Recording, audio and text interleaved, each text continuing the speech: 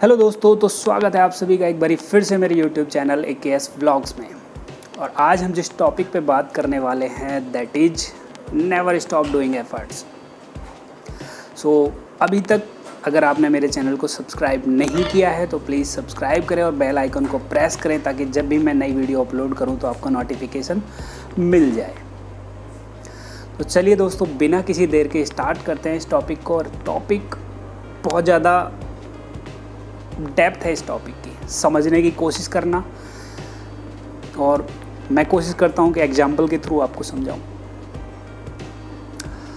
तो जब भगवान श्री कृष्ण और अर्जुन कुरुक्षेत्र के मैदान में पहुँचते हैं युद्ध के लिए, तो सामने अर्जुन बड़े बड़े योद्धाओं महारथियों को देख के डर जाते हैं, या फिर ये कहें कि वो उनको देख के हताश हो जाते हैं कि मैं इन लोगों को नहीं हरा पाऊँगा, ये लोग मुझसे बहुत ज़्यादा निपुण हैं अपने शस्त्र चलाने में। तो श्री कृष्ण भगवान से कहते हैं कि प्रभु, मैंने अपने हथियार रख दिए हैं, मैं अपनी हार स्वीकार करता हूँ, मैं इन लोगों को हरा ही नहीं पाऊँगा युद्ध के अंदर।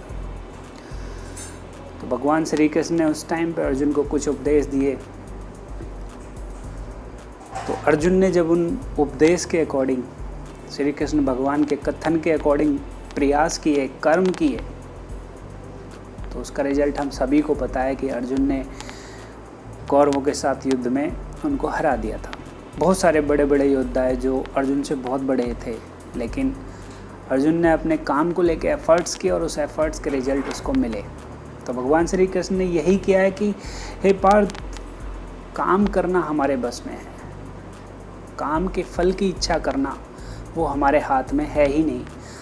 तो इसलिए सदैव अपने कर्म करो, कर्म को जो भी एफर्ट आपको करने हैं कर्म को पूरा करने के लिए वो करो, बट उसके फल की चिंता मत करो। तो कर्मों के एफर्ट से रिलेटेड ही एक छोटी सी स्टोरी मैं आपके सामने पेश करता हूँ कि एक गांव में कुछ किसान होते हैं जो अपना गुजर बसर, अपने जीवन का पालन पोषण खेती करके कर रहे होते हैं। तो एक बार भगवान इंद्र उनसे किसी बात पे नाराज़ हो जाते हैं। नाराज़ होने के बाद ऐसा कहा जाता है कि भगवान इंद्र तो बारिश के देवता हैं, वो चाहे तो बारिश हो, चाहे न तो बारिश नहीं हो। तो वो इतना क्रोधित हो जाते हैं गांव वालों से, तो बोल देते हैं उनको कि जाओ, आज से आपके गांव में 12 साल तक बारिश नहीं होगी, जो करना है करो।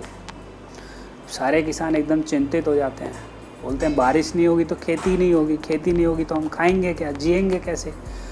तो भगवान इंद्र की बड़ी प्रार्थना करते हैं कि प्रभु, ऐसे तो बहुत दिक्कत हो जाएगी और ऐसे तो मतलब हम जी नहीं पाएंगे, जब खाना नहीं मिलेगा तो खाएंगे क्या।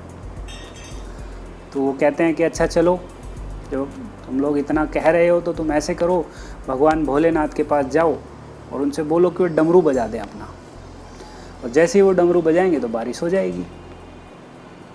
तो सारे गांव वाले बोलते हैं ठीक है जी, हम उनको मना लेते हैं। वो खुश हो जाते हैं कि भगवान भोलेनाथ तो बहुत सीधे हैं, उनको मनाना तो बहुत ईजी है। अब सारे गांव वाले चल देते हैं भगवान भोलेनाथ की तरफ। तो अब चूँकि इंद्र बहुत तेज़ी से जाके भगवान भोलेनाथ के पास जाके बोल देते हैं कि प्रभु, मैंने ऐसे बोला है उस गांव वालों को और वो आपके पास आएंगे, तो कृपया करके आप अपना डमरू मत बजाना, क्योंकि उन लोगों ने मेरा अपमान किया है, अवहेलना करी है मेरी। भगवान भोलेनाथ बोलते हैं ठीक है, नहीं बजाऊंगा मैं। तो गांव वाले जब भगवान भोलेनाथ के पास पहुंचते हैं तो बोलते हैं कि प्रभु, इस तरीके से भगवान इंद्र ने हमको बोला है कि हम आपकी प्रार्थना करेंगे, आप अपना डमरू बजाएंगे तो हमारे गांव में बारिश होगी, जिससे हम खेती करेंगे, हमें खाना मिलेगा, हमारा जीवन यापन हो सकेगा। तो भोलेनाथ भगवान बोलते हैं कि भाई, अब क्योंकि वो भगवान इंद्र हैं, अगर उन्होंने बोला है तो 12 साल तक डमरू तो नहीं बजेगा। तो गांव वाले बहुत प्रार्थना करते हैं कि प्रभु देख लीजिए, एक बार ही बजा दीजिए। तो वो कहते हैं नहीं जी, 12 साल से पहले नहीं बजेगा। तो सारे गांव वाले हतोत्साहित होकर अपने घर को लौट आते हैं, बिल्कुल निराश होकर कि अब तो कुछ करने को ही नहीं है, अब क्या करेंगे, जब खेती में बारिश ही नहीं होगी तो खेती करने का क्या फ़ायदा। सारे लोग ये सोचकर अपने घर में आके बैठ जाते हैं, कोई खेती करना बंद कर देते हैं, अपने खेतों पर जाना बंद कर देते हैं। तो एक बूढ़ा किसान था बेचारा, उसके पास कुछ करने को था नहीं। उसने कहा कि बारिश हो ना हो मैं तो अपने खेत में खेती करूँगा ही जाके। तो यहाँ ध्यान से सुनने वाली बात है।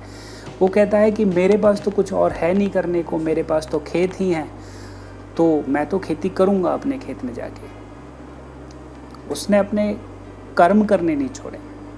वो जाता है अपने खेत में, खेती करता है, डेली जाता है वहाँ खेत में, कुछ ना कुछ करता है, जो भी उसको करना होता है, निलाई गुड़ाई जो भी बोलते हैं, घास छीलना, वो अपना जाता है खेत में। जो डेली के रूटीन पहले थे वो उनको फॉलो कर रहा है। कोई और गांव वाला नहीं जा रहा है। सब लोग इस आस में बैठे हैं कि बारिश नहीं होगी तो खेती करके क्या फ़ायदा, जब खेत में कुछ होना ही नहीं है।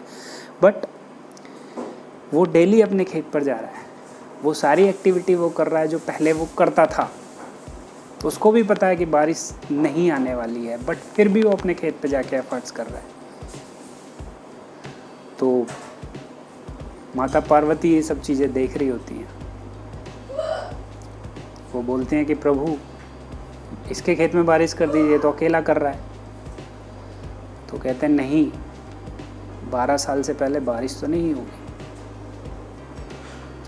तो एक बारी वो अपना भेष बदल के उस किसान के पास जाती हैं, पूछती हैं उससे कि जब तुमको पता है कि बारिश नहीं आने वाली है तो फिर तुम डेली खेत पे क्यों आते हो, क्यों मतलब अपना टाइम अपनी एनर्जी वेस्ट कर रहे हो खेत पे आगे।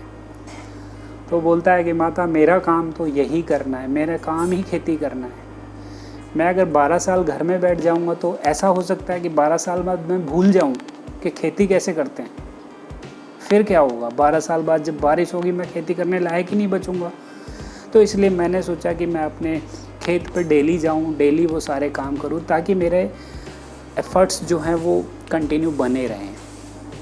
मेरा जो एक खेती करने का एक्सपीरियंस है वो बना रहे, उसको मैं भूल ना जाऊं। तो माता पार्वती को बात क्लिक होती है। वो भोलेनाथ भगवान के पास जाती हैं और बोलती हैं कि प्रभु ऐसा ना हो कि 12 साल में आप डमरू बजाना भूल जाओ। तो वो कहते हैं नहीं, 12 साल में क्यों डमरू बजाना भूल जाए। कह रहे नहीं प्रभु, ऐसा हो सकता है कि 12 साल में आप डमरू कैसे बजाते हैं ये बात भूल जाओ। तो कहती हैं कि आप एक बारी बजा के देख लो, और मैं तो कहती हूँ आप डेली एक बारी बजा के देखो। तो भगवान भोलेनाथ भी चिंतित हो जाते हैं, कहते हैं आप सही कह रहे हो कि अगर मैं डमरू 12 साल तक नहीं बजाऊंगा तो हो सकता है कि भूल जाऊं। तो वो डमरू बजा देते हैं। अब याद करो इंद्र भगवान ने क्या कहा था कि जब तक डमरू नहीं बजेगा तब तक बारिश नहीं होगी। अब भगवान भोलेनाथ रोज़ डमरू बजाने की प्रैक्टिस कर रहे हैं और उधर रोज़ बारिश हो रही है। तो देखा आपने कि एफर्ट्स कभी बेकार नहीं जाते। उस किसान ने अपने एफर्ट्स नहीं छोड़े, बाकी दूसरे किसान घर में बैठ गए, लेकिन वो अपने एफर्ट्स करता रहा। माता पार्वती ने भगवान भोलेनाथ को कन्विंस किया डमरू बजाने के लिए, उन्होंने अपने एफर्ट्स स्टार्ट किए। तो ये होते हैं एफर्ट्स। हमारा काम होता है कर्म करना। कर्म के क्या रिजल्ट्स होने वाले हैं वो हमारे हाथ में नहीं है। तो गाइज, अपने एफर्ट्स कभी कम मत करो, चाहे सिचुएशन जैसी भी हो।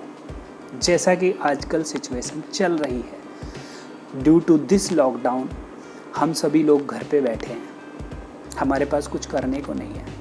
तो इसका मतलब ये नहीं है कि हम हमेशा घर पर ही रहेंगे। हम अपने इस टाइम को यूटिलाइज कर सकते हैं अपने उस एक्सपीरियंस को आगे बढ़ाने में।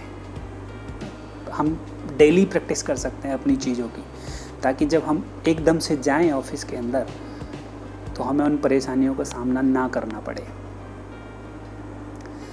तो इस कहानी का सार यही है कि never stop doing efforts. So guys, I hope मेरी स्टोरी आपको पसंद आई होगी, और अगर पसंद आए तो प्लीज़ मेरे चैनल को सब्सक्राइब करना और शेयर करना अपने दोस्तों के साथ, ताकि मैं कुछ और ज़्यादा से ज़्यादा लोगों के साथ कनेक्ट कर पाऊँ। Thank you so much.